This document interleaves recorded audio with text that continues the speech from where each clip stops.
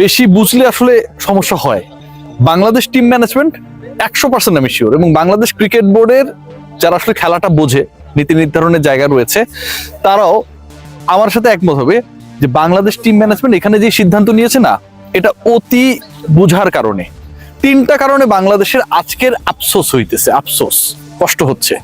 এই যে রিগ্রেটের পেছনে 3টা কারণ। তার 1 নাম্বার কারণটা হচ্ছে why you don't allow your 4th pacer in the 11। আপনি আপনার 4র্থ পেসারকে কি কারণে একাদশে খেলালেন না, পরিকল্পনায় রাখলেন না? ডেফিনেটলি এটা ইম্পর্টেন্ট। এখন অনেকেই অনেক ধরনের আলোচনা করার চেষ্টা করবেন যে অস্ট্রেলীয় পেসাররা এইভাবে উইকেট পেয়েছে, ওভাবে উইকেট পেয়েছে। হ্যাঁ, বাংলাদেশের ব্যাটাররা আসলে ভুল ভাল করেই হচ্ছে আউট হয়ে গেছে, 4র্থ পেসার খেলেও আসলে কোনো লাভ হইতো না।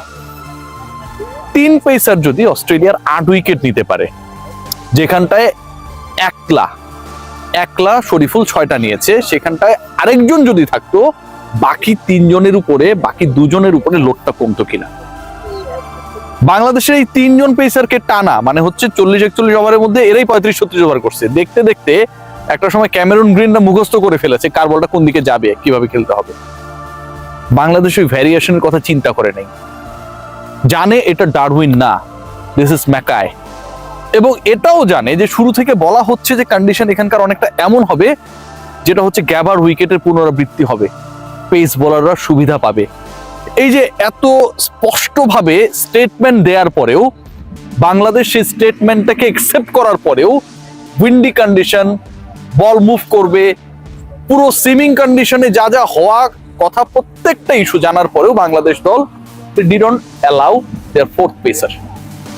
4র্থ পেসার কে হবে সেটার জন্য যদি নাম গুরুত্বপূর্ণ হয়, যে নাহিদ রানা হলে খেলাবো, ইবাদত হলে খেলাবো না, খালেদ হলে খেলাবো না, তাহলে ভাই আপনাদেরকে, আমার কাছে মনে হয়, ডিসিশন মেকিং এর ওই জায়গা থেকে রিটায়ারমেন্টে যাওয়া দরকার। শরীফুল আজকে 6 উইকেট পাবে কেউ জানতো? হাসান আগের টেস্টে 6 উইকেট পাবে, ম্যাচে 9 উইকেট পাবে কেউ জানতো? মেহেদী হাসান মিরাজ 5টা পাবে, স্পিনার, ওখানটায় কাজে লেগেছিল, কেউ জানতো?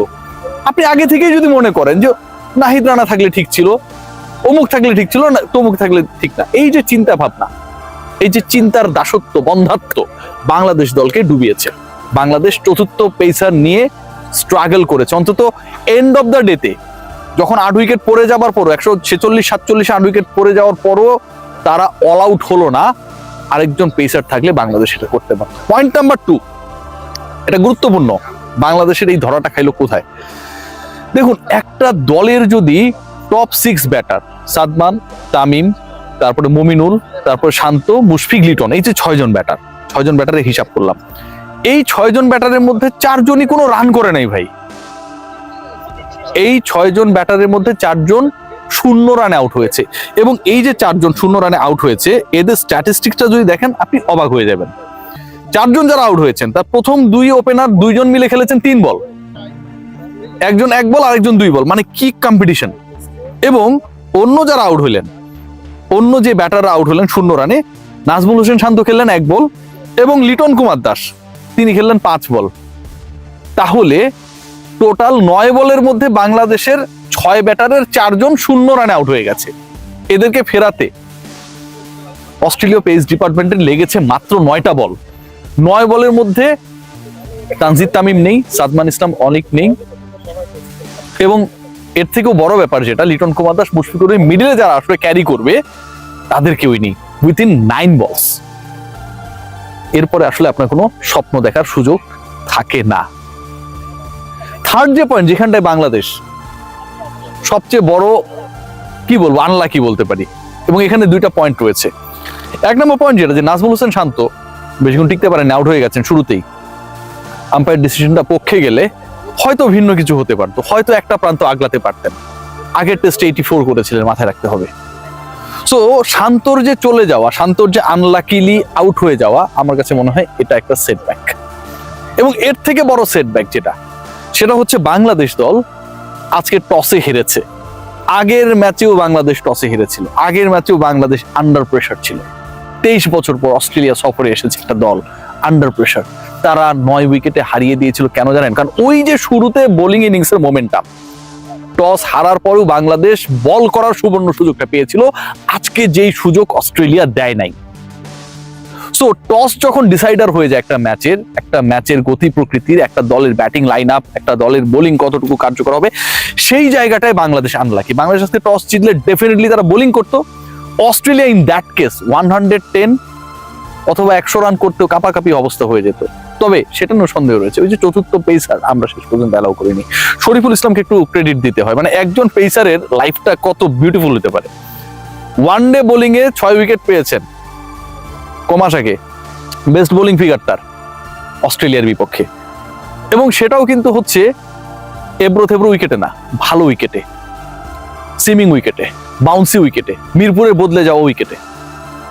ওয়ানডেতে 6 উইকেট নেয়া শরীফুল ইসলামের টেস্টে আসলে পরীক্ষা দেওয়ার পালা ছিল, এবং আমি আমার প্রত্যেকটা কন্টেন্টে বলেছি যে বাঁহাতি পেস এখানটায় খুব বেশি কার্যকর হবে, টিম কম্বিনেশনে চেঞ্জ আনতে হবে, শরীফুলকে রাখতে হবে, চতুর্থ পেসারও রাখতে হবে। সেই আলোচনাটা আমি একমাত্র আমি করেছি 4 জন পেসারের দরকার। বাংলাদেশ আজকে যে উইকেটগুলো নিয়েছে 7টা উইকেট পেসাররা নিয়েছে। অস্ট্রেলিয়া কি করেছে আপনারা সবাই জানেন। সো ফোর্থ পেসার বাংলাদেশ খেলায়নি, কিন্তু শরীফুল খেলেছে ইবাদতের জায়গায়, এবং শরীফুল হচ্ছে আগুন ঝরিয়েছে।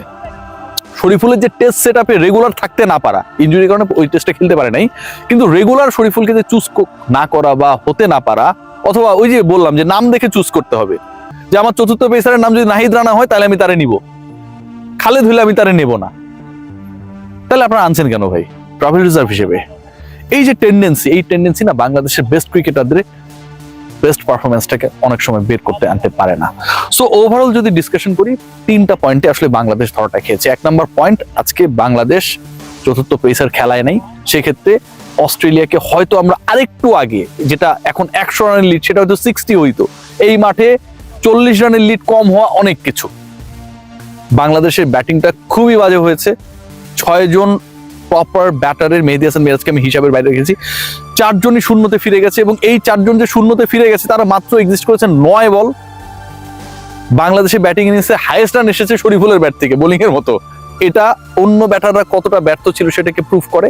অ্যান্ড নাজমুল হোসেন শান্তর আউট, সাথে টসে বাংলাদেশের আরো একবার ভাগ্য সহায়তা না করা। লাস্ট টেস্টে টস বাংলাদেশকে সাহায্য না করলে অস্ট্রেলিয়া সাহায্য করেছিল, but this time Bangladesh had no way, তাদেরকে ব্যাট করতেই হতো, করেছে।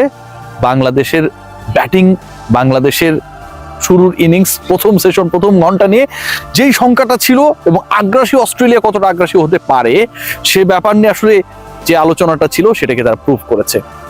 আবারও বলবো, যদি চতুর্থ পেসার থাকতো, অস্ট্রেলিয়া 120-এর মধ্যেও, 110-এর মধ্যেও টেস্টের সেকেন্ড ইনিংসে ব্যাক হওয়ার সম্ভাবনা ছিল।